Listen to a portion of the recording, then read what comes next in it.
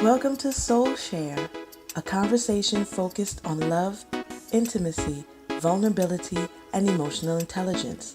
This is a different kind of relationship dialogue for those who want to make the shift from the ego-driven to more intimate, spirit-nurturing partnerships that satisfy. Because that's what Black love is. Black love is powerful. Black love is soulful. Black love is a love that you can feel. Give thanks. Is it that men are purposely, or some men, I don't want to speak in absolutes, is it that some men are purposely choosing shallow women and having these shallow relationships to avoid doing the work that they need to do to better their character? How they know they need to do work?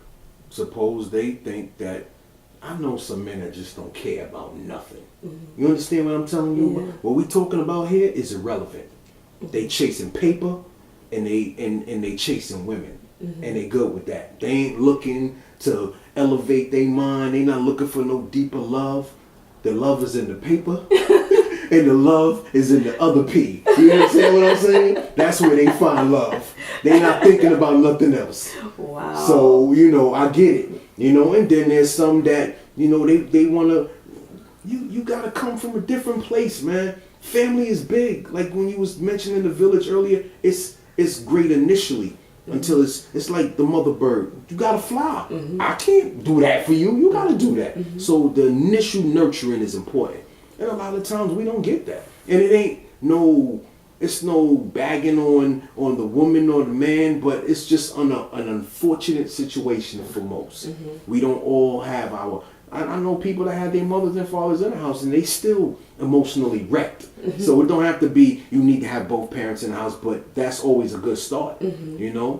But a lot of times having them both in there, it could be more confusing. Yeah. You know what I mean? Yeah. Well, if they're coming from a situation that's toxic, and if their parents had a toxic relationship, and that's the example that they had, and a lot of this, is about emotional health. And if we're not, focused on how, being healthy emotionally will serve us within our relationships, then we're going to have these people out here who are just like, oh, I'm just chasing my bag and I'm just, whatever saying is that they use, and, and that's what their focus is going to be on. And I think that, that's part of the reason why this conversation is so important, is because we need to start, connecting to each other on a deeper level, and so that someone can help you get through that and be deeper and, live your most authentic life and, have your best life. I guess society does condition us that, oh, well, you got to be out there chasing, both P's, but while we're out there doing that, we know in the back of our minds that we want more and that there's more to life and we want those deeper connections.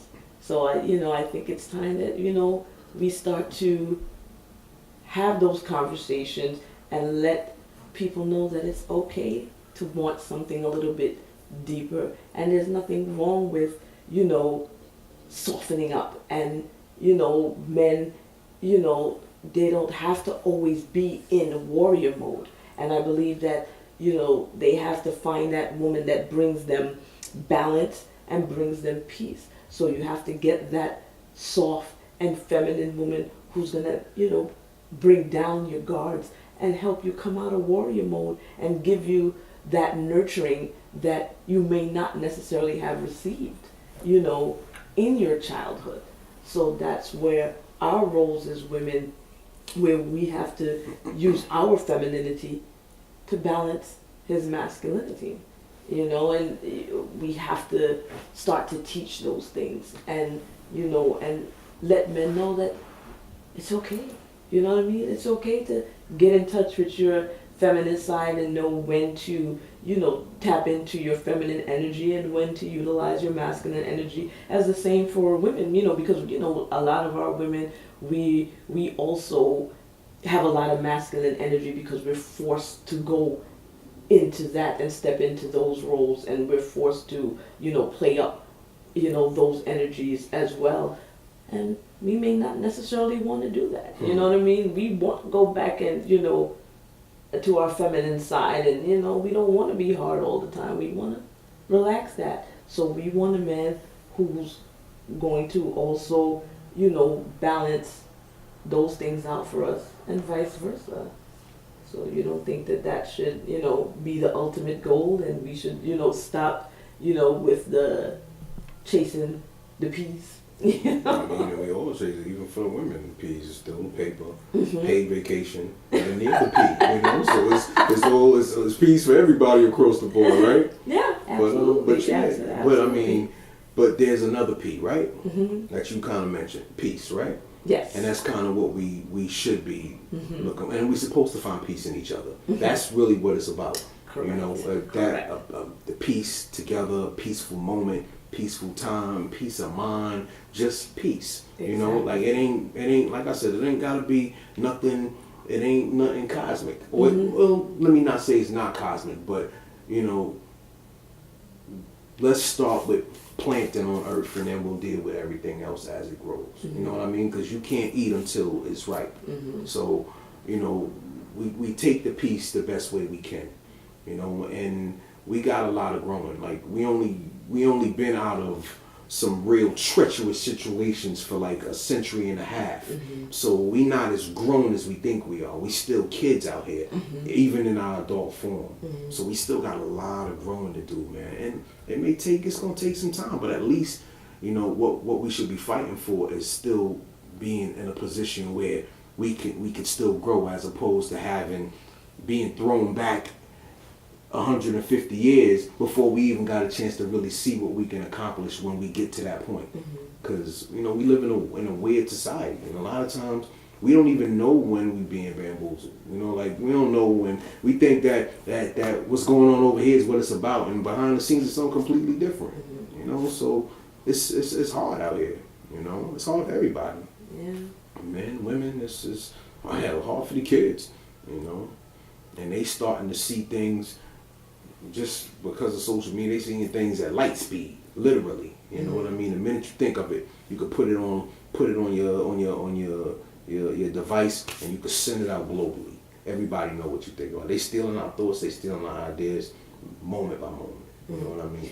But don't you want someone that you can share those thoughts, and people are sharing those ideas and those thoughts out on statuses, and as opposed to sharing them with somebody who, they're close to and connected to. So wouldn't, it be better suited that we have a partner that we can share our innermost fears and thoughts, our visions, and our hopes with, and, so that this way we're not on social media oversharing and TMI and and venting, and it's like that's where you're supposed to have the people and form these intimate connections with people and have these partnerships, so that that's who you share all of that information with. It seems like that's why people tend to overshare on social media, because it's really that we're looking for those intimate connections, and we're sending out these SOSs, that, we want to connect, and that's why we're there, to connect to other people. That should be taking place within the real world and not in the cyber world. Electronic intimacy. Yeah. That's a new one, electronic intimacy. That's crazy, wow. You heard it here first. Man, I should do like Lil Wayne. I need to register that trademark or something like bling bling. But I feel you, man. I get it. It's just like I said, it's so much, man. And and you kind of hit it on the head too. Like instead of putting it out there, why not have it here?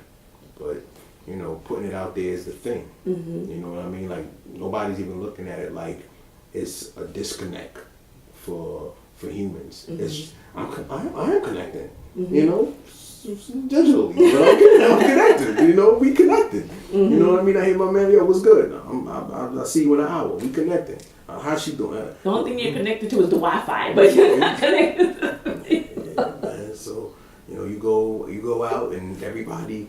They just, I mean, out everywhere. It don't matter. It's just crazy. It's crazy. You know, and then, you know, what's funny about what you said too is that if you go out and you see people taking their selfies out and about, not what you're doing at home, because that's one thing, but out and about. Now you out with people, but you still posting and sharing. Like one day I was at the bar and I'm like, damn. And I mean, they posting live and like, you already live. Well, like, how much more live you need? Yeah. But they serious. Like it gotta go down. Like, you know, they preparation, like as if they getting ready to do a TV show and it's got everything gotta be right here, whatever. And I'm just like, man, this is serious, huh? Yeah. Something. I mean, you might think you missing something in the world, but they just in their own little world by themselves doing that. But they connected to a lot of people. It could be.